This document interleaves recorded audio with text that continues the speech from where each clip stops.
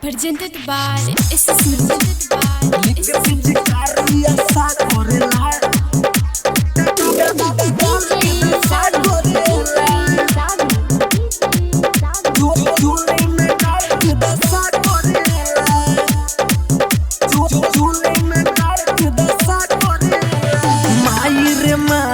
कहवा लुकाई होली में सोया भइल बा कसाई रे माई अरे माई रे माई कहवा लुकाई होली में सोया भइल बा कसाई दुनिया के पीके नशा करेला दुनिया के पीके नशा करेला अदिल के पिचुकारी आशा करेला लहंगा में डाल के दशा करेला लेके पिचकारी आशा करेला लहंगा में डाल के दशा करेला लेके पिचकारी आशा करेला चोली में डाल के दशा करेला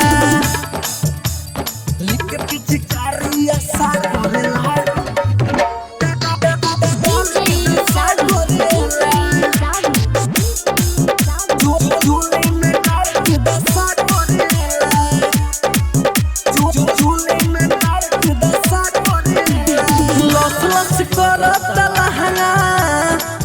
चप करता चोली कहेला बुरा न मानो डाले तो आज होवे होली लस लस करता लहंगा चप करता चोली कहेला बुरा न मानो डाले तो आज होवे होली आगे पीछे डाल के का करेला पीछे डाल के का करेला लेके पिचुकारी आशा करेला लहंगा में डाल के दशा करेला लेके पिचुकारी आशा करेला लहंगा में डाल के दशा करेला लेके पिचुकारी आशा करेला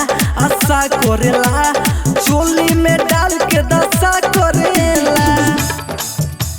लेके पिचकारी आशा करेला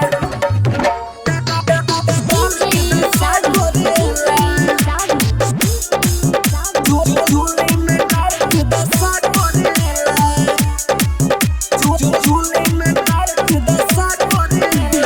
उठवा के चाब के फुलावे गलिया में कलर लगावे सखिया बिस के पवनवा ढोढ़ी में मोरी बहावे रे सुना हाय हाय हाय उठवा के चाब के फुलावे गलिया में कलर लगावे सखिया बिस के पवनवा ढोढ़ी से मोरी बहावे काचे बानी अभी का करेला